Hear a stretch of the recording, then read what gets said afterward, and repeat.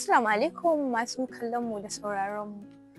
Da fatan kowa yana cikin ƙoshin lafiya. Kamar yadda kuka sani ne, suna na Adamu Musa Muhammad, kuma muna ta ƙoƙari ne domin ganin cewa mun wayar da kan al'umma musamman ma matasa domin ganin illoli da ke tattare da mu'amala da miyagun ƙwayoyi.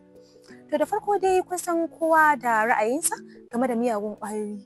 You know, we all have our understanding of substance abuse and stuff like that. So we'll go around mu ji ra'ayin mutane, mu ji menene wannan yake tunani game da shaye-shaye, wani illoli suke da shi.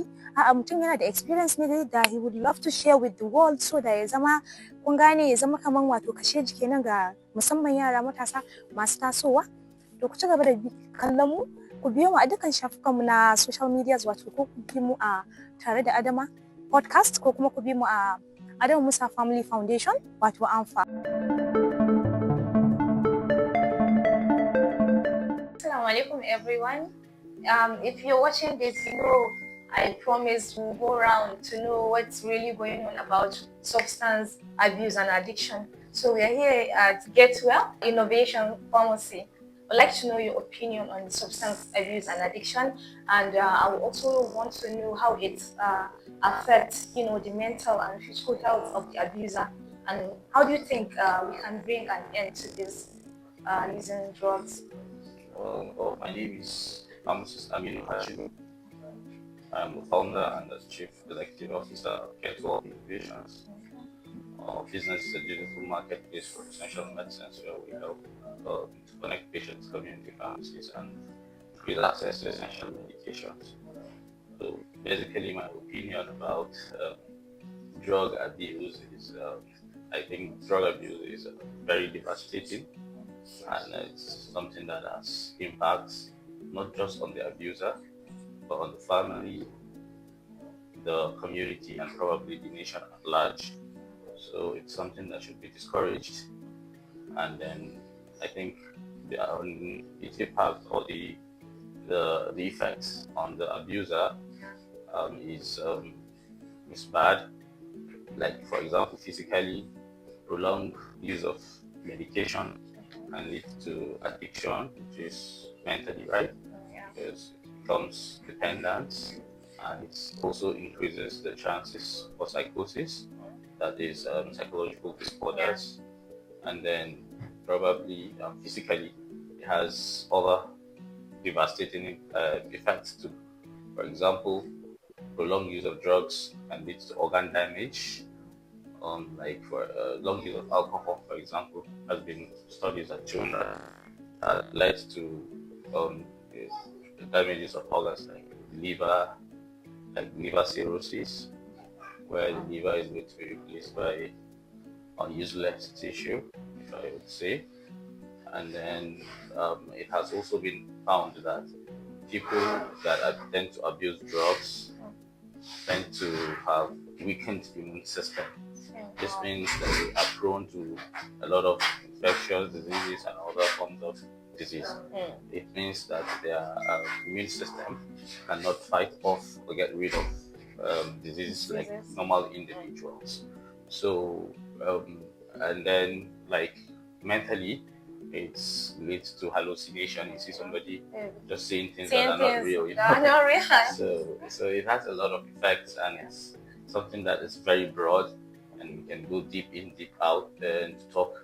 Because organ, for example, the physical aspect I talked about in organ damage, you see that these medications are going to be overworking some critical organs like the liver, which is a key part of who plays a very key part in terms of detoxification and the first pass metabolic processes when medications are taken, and then the kidney, which plays a very key role in terms of excretion of drugs via urine.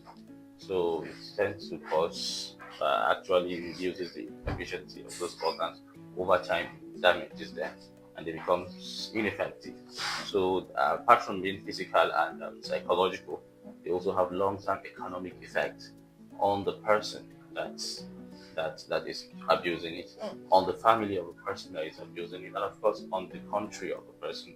And The ripple effect is even on the world, because this person is supposed to be helping contribute to the growth of humanity, the growth of the world, and unfortunately we are losing someone. So it's something that, in my opinion, is very discouraged.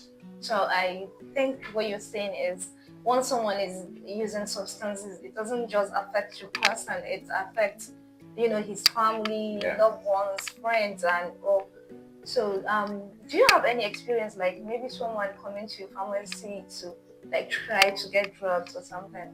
Like abusive drugs? Yes, yes. Okay, you see, we can't for now, because we are a company that is deeply enriched with certain cultures.